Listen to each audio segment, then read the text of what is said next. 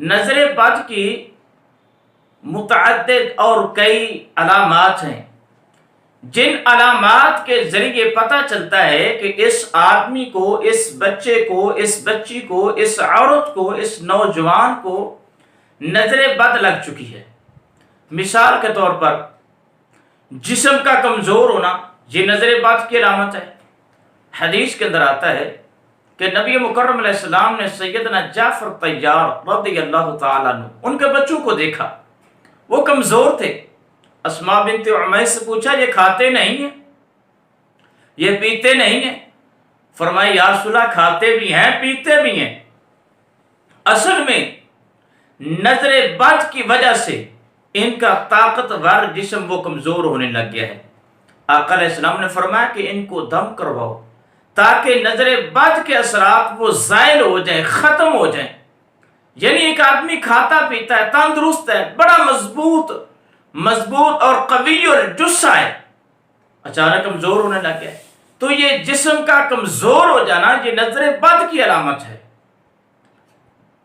عروج، ترقی، عروج سے زوال، ترقی سے تنزلی، یہ بھی نظر بد کی علامت ہے۔ یعنی ایک آدمی اس کا بڑا اچھا کاروبار ہے، بڑا اچھا کاروبار چل رہا ہے، بہترین قسم کا بڑی اعلیٰ نوکری کر رہا ہے، اچانک کاروبار فلاپ ہو گیا، نوکری والوں نے اچانک جواب دے دیا ہے، یہ نظر بد کی علامت ہے۔ نبی مکرم علیہ السلام نے فرمایا کہ نظر بد کے اثرات اتنے مضبوط اور اتنے اثر انداز ہوتی ہیں، ثم یتردى منہ، کہ انسان عروج پر پہنچنے کے بعد پھر زوال کے گہرے گڑھے کے اندر جا گرتا ہے۔ چہرے کے اوپر داغ دھبے، چہرے کی رنگت کا تبدیل ہو جانا، چھائیاں پڑ جانا، یہ نظر بد کی علامت ہے۔ نبی مکرم علیہ السلام نے سیدہ ام سلمہ کے گھر میں ایک نوجوان لڑکی کو دیکھا جس کے چہرے کی رنگت تبدیل ہو چکی تھی، تو نبی مکرم علیہ السلام نے فرمایا کہ استرقوا لها بالعین، اس کو نظر بد کا دم کرواؤ، کیوں؟ فإن لها بالنظر، اس کو کسی کی نظر لگ چکی ہے۔ تو معلوم ہوا کہ چہرے کی رنگت کا تبدیل ہو جانا یہ نظر بد کی وجہ سے ہوتا ہے۔ اور بسا اوقات آدمی تندرست ہے، ظاہری طور پر بالکل ٹھیک نظر آ رہا ہے، اچانک بے ہوش ہو گیا، گر پڑا ہے، اس کو چکر آنے لگ گئے ہیں۔ اگر ایسی حالت اور کیفیت بن جائے تو یہ بھی نظر بد کی وجہ سے ہوتا ہے۔ عامر بن ربیعہ رضی اللہ تعالی عنہ، آپ کا واقعہ بڑا معروف ہے، ایک جگہ سے گزری ہیں، اب تالاب کے اندر سہل بن حنیف رضی اللہ تعالی عنہ، ایک صحابی رسول، وہ غسل کر رہے ہیں، ظاہر غسل کر رہے ہیں، قمیض نہیں پہنی ہوگی، تو جب جسم کو دیکھا دعا نہیں دی، آپ فرمانے لگے یار تیرا جسم اتنا خوبصورت ہے جس طرح ایک پردہ نشین عورت کا جسم ہوتا ہے۔ پھر کیا تھا، اتنی بات کہی ہے، سہل بے ہوش ہو کے گر پڑے اور تڑفنے لگے۔ رسالت مآب علیہ السلام کو بتلایا گیا، آقا تشریف لائے اور حقیقت حال جب دریافت کی، عامر بن ربیعہ کو بلایا گیا اور ساری بات پوچھی کہ آپ یہاں سے گزرے اور یہ بات کہی ہے۔ فرمایا تم اپنے بھائی کو قتل کرنا چاہتے تھے؟ جب کسی کے حسن و جمال کو، نعمت کو دیکھو تو کیا کرو؟ اس کے لیے دعائے خیر کرو۔